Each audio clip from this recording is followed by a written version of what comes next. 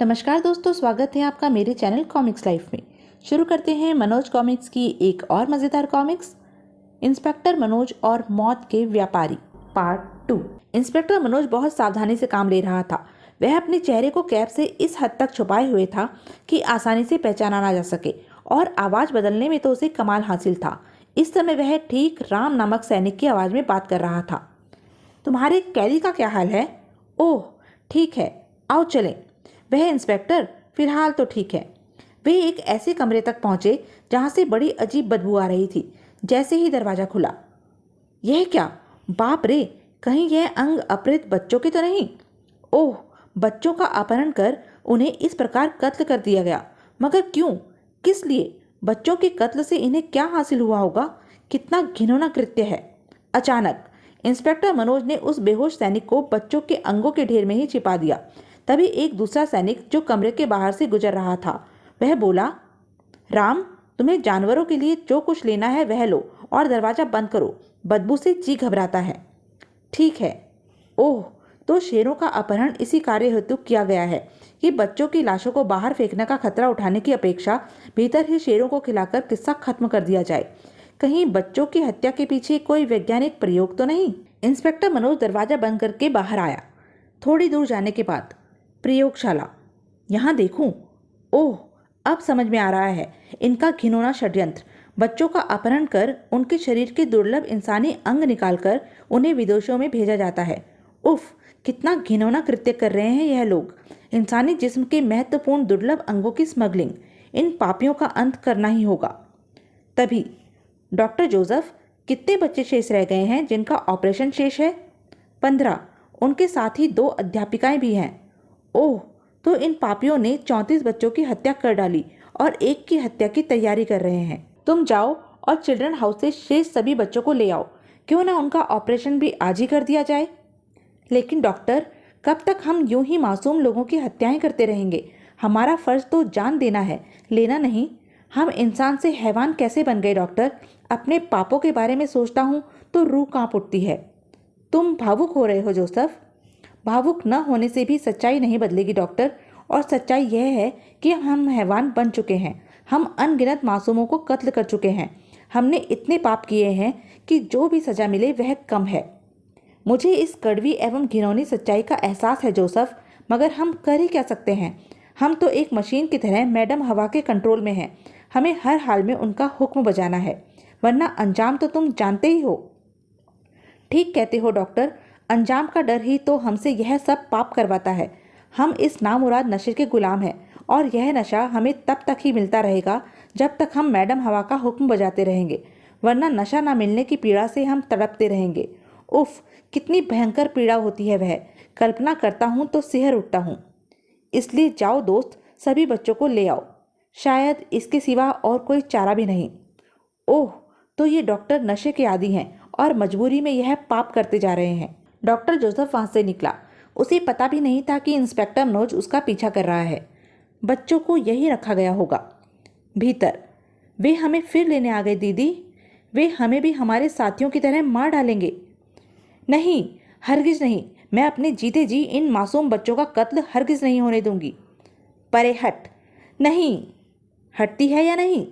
आह, बच्चों को पकड़कर बाहर घसीट लाओ। नहीं, हम नहीं जाएंगे। अरे, कैसे नहीं जाओगे? कौन बचाएगा तुम्हें? तभी इंस्पेक्टर मनोज के रहते अब किसी भी बच्चे की हत्या नहीं होगी हरामजादो। आह, मारो इन्हें। इन्होंने हमारे साथियों को मारा है। सभी एकजुट हो गए। फिर क्या था, कुछ ही देर में सैनिकों की गठरियां बांध दी गई। आपका हम किस प्रकार शुक्रिया अदा करें इंस्पेक्टर मनोज? बहन, फिलहाल तो तुम इन बच्चों को संभालो। हमें बहुत सावधानी से काम लेना है। ऐसा न हो कि इनका शोर सुनकर अन्य गार्ड्स भी यहाँ आ धमके और हम फिर से किसी मुसीबत में फंस जाएं। शायद अब मेरी बारी है। भाग निकलूं? तुम कहाँ भागते हो डॉक्टर? डॉक्टर, मैंने प्रयोगशाला में तुम्हारी बातें सुन ली थी। यदि वास्तव में ही तुम इस नर्क से निकलना चाहते हो तो तुम्हें हमारा साथ देना होगा। आप सचमुच महान हैं इंस्पेक्टर। यह जानते हुए कि हम नृशंस हत्यारे हैं, आप हमारे साथ विनम्र व्यवहार कर रहे हैं। हाँ, क्योंकि तुम मजबूर हो। अगर तुम बच्चों और टीचर्स को यहाँ से सुरक्षित बाहर निकालने में हमारी मदद करो तो मैं वायदा करता हूँ कि कानून की नज़रों में तुम्हें बेगुनाह साबित कर दूंगा। बोलो डॉक्टर। मैं तैयार हूँ इंस्पेक्टर। वैसे मेरी भी एक योजना है। डॉक्टर एल्बर्ट भी हमारा साथ देंगे। मैं पहले जाकर उनको सब समझाता हूँ। थोड़ी देर बाद आप सब बच्चों व टीचर्स को लेकर प्रयोगशाला में आ जाइए। उनके लिए वह स्थान सुरक्षित है क्योंकि हमारी सेवा वहाँ कोई कदम नहीं रखता। आप उनके सैनिकों जैसी पोशाक पहने हैं, इसलिए किसी को भी शक नहीं होगा। वहाँ से निकलने के लिए हमें रास्ता मालूम है। सुनो डॉक्टर, अगर तुमने हमें धोखा दिया तो? निश्चिंत रहे इंस्पेक्टर, हम दगाबाज नहीं हैं। हमें भी तो उस घिनौने काम से छुटकारा चाहिए और अपनी सुरक्षा के लिए यह मेरा रिवॉल्वर भी रखिए।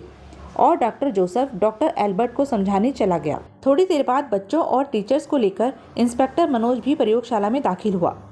अब हम भी बागी हो चुके हैं इंस्पेक्टर, हमारी जान भी खतरे में रहेगी, अतः जितनी जल्दी हो सके यहाँ से भाग निकलने का प्रयास किया जाए तो अच्छा है। अच्छी बात है डॉक्टर, तुम तैयार रहो, मैं भी कुछ आवश्यक काम निपटाकर पहुँचता हूँ। और मनोज चल पड़ा मुजरिमों के उसी अड्डे के भीतर बने अतिथि कक्ष में। तुम्हारा सौदा पक्का हुआ mister Gill. Cheers cheers cheers. Madam, हमारे माल में 50 दिल, 20 आँखें, 40 गुर्दे होने चाहिए, लेकिन ख्याल रहे सारा माल स्वस्थ बच्चों का होना चाहिए। और हाँ, हमें कुछ जवान लोगों के भी उपरोक्त अंग चाहिए। हम सौदे में कभी हेरा फेरी नहीं करते मिस्टर गिल, सभी इंसानी अंग एकदम स्वस्थ बच्चों के होंगे।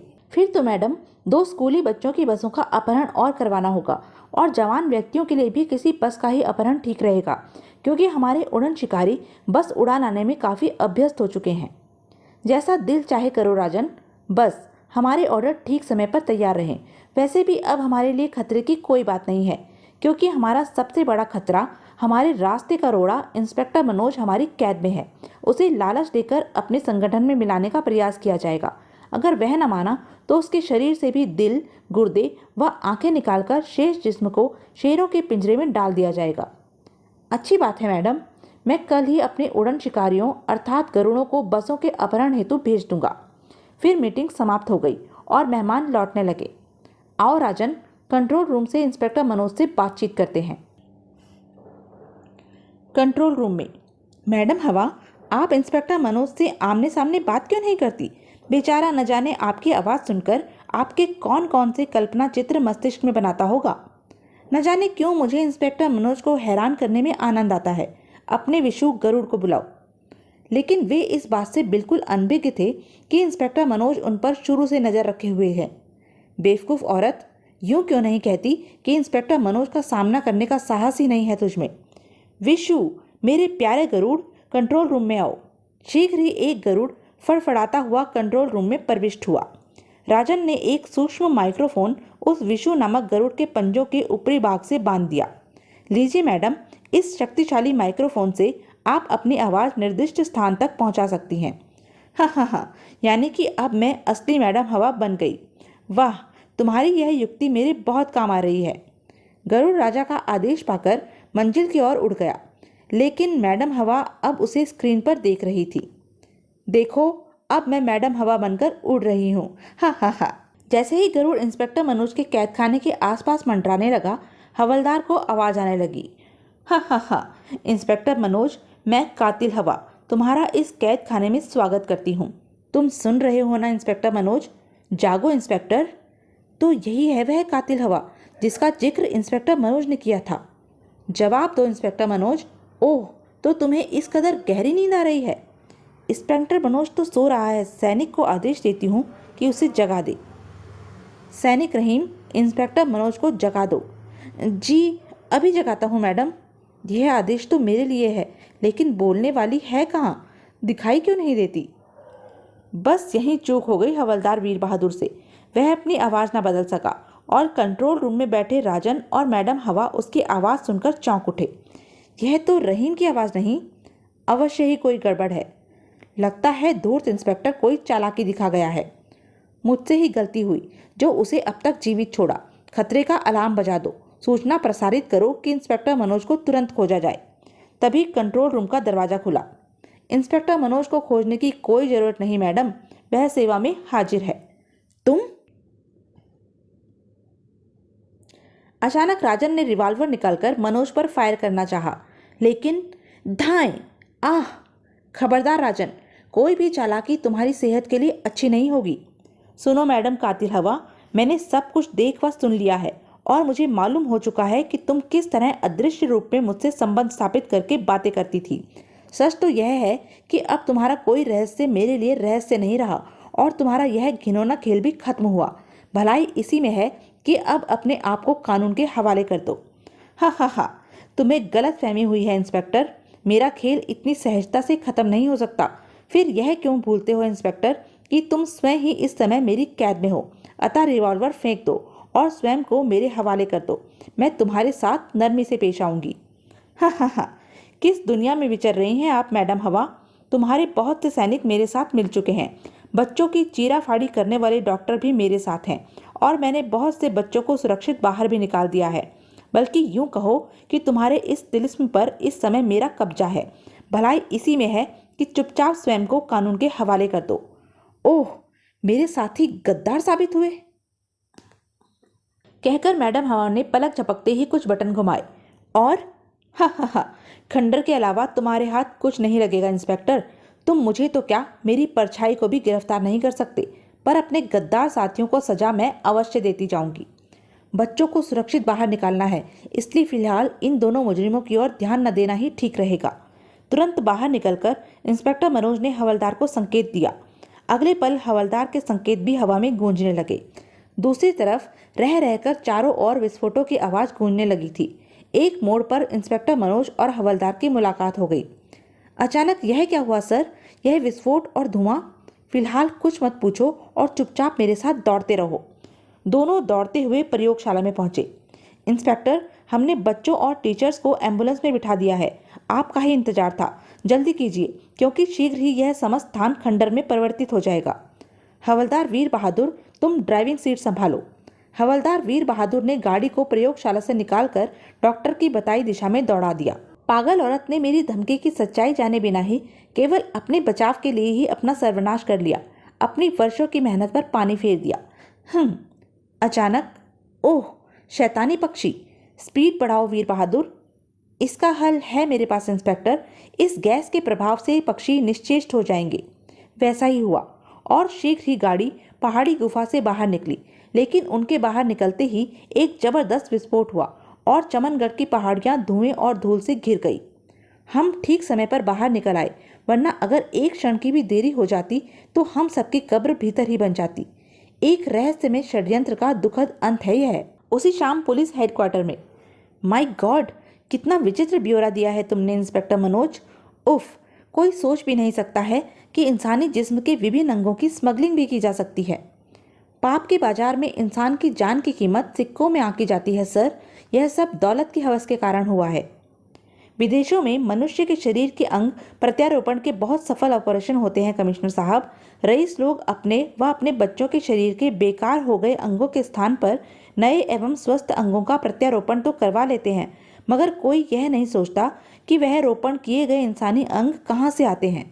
वह इसी प्रकार आते हैं कमिश्नर साहब, जीवित मनुष्य की हत्या कर उनके जिस्म से निकालकर।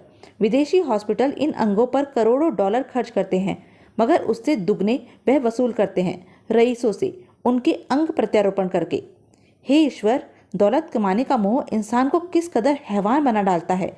इंसान किस कदर इंसानियत से गिर जाता है चांदी के चंद सिक्कों को पाने के लिए।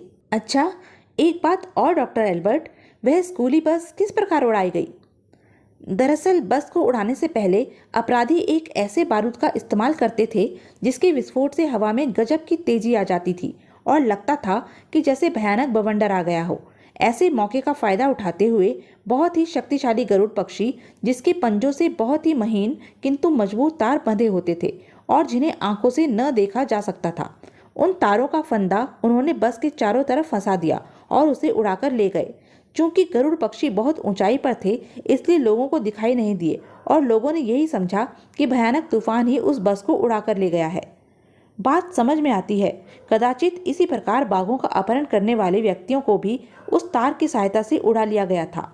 कदाचित विजय के कत्ल के लिए भी वह तार ही इस्तेमाल किया गया था। वह तेज रफ्तार से आया और जमीन के समांतर थोड़ी ऊंचाई पर तार को पक्षी फैलाए बैठे थे, जिन्हें विजय का जिस्म टकराकर टुकड़े टुकड़े हो गया। ठीक है ना मेरा विचार डॉक्टर? आप बिल्कुल ठीक समझे इंस्पेक्टर मनोज। इसके बाद मैडम हवा की आवाज़ का रहस्य ही बचा है, यह आप लोग समझ ही चुके हैं। और शेरों का अपहरण क्यों किया गया? मात्र इसलिए कि बच्चों के शरीर से अंग निकाल लेने के बाद लाशों की बड़ी संख्या में बाहर फेंकने के रिस्क को खत्म कर सकें। शेर उन्हें वहीं खा डालते थे। मेरी बधाई स्वीकार करो इंस्पेक्टर मनोज, तुमने अपने अद्भुत साहस और विशिष्ट कार्य प्रणाली का परिचय देते हुए इस खतरनाक षड्यंत्र का भांडाफोड़ किया। उसके लिए पूरा पुलिस डिपार्टमेंट तुम्हारा आभारी है। थैंक यू सर, लेकिन इस केस में डॉक्टर एल्बर्ट और जोसेफ ने भी मुझे काफ़ी सहयोग दिया है, इसलिए इन्हें सरकारी गवाह बना लिया जाए और इन्हें कम से कम सजा मिले, क्योंकि इन्होंने जो कुछ किया मजबूरी में किया। अपराधियों ने इन्हें नशे का शिकार बनाकर इस गुनाह की दलदल में धकेला था। ऐसा ही होगा इंस्पेक्टर मनोज, यह मेरा आश्वासन है। साथ ही डॉक्टरों का पूर्ण इलाज भी करवाया जाएगा ताकि नशे की लत से इन सभ्य मनुष्यों को छुटकारा मिल सके। थैंक यू कमिश्नर साहब। इस प्रकार कातिल हवा का मौत के व्यापार का किस्सा समाप्त हो गया, मगर लोग उन विचित्र अपराधियों को काफी समय तक न भुला सके जो कानून के शिकंजे से जिंदा बचकर निकल भागे थे। एक दिन, सर, क्या मेरी प्रमोशन नहीं होगी? मैंने भी मिशन पर आपके साथ अद्भुत साहस का परिचय दिया था। होनी तो चाहिए, मगर वीर बहादुर नाम के आगे इंस्पेक्टर कुछ जचता नहीं। हवलदार लगे तो ज़्यादा वजनदार नाम मालूम पड़ता है। हवलदार वीर बहादुर सिंह, वाह क्या नाम है। हा हा हा, क्यों है ना दोस्तों? तो यह थी इंस्पेक्टर मनोज की एक मज़ेदार कॉमिक्स। ऐसी ही मज़ेदार कॉमिक्स के लिए बने रहें मेरे साथ, और हाँ, मेरे चैनल को लाइक, शेयर और सब्सक्राइब करना ना भूलें। धन्यवाद।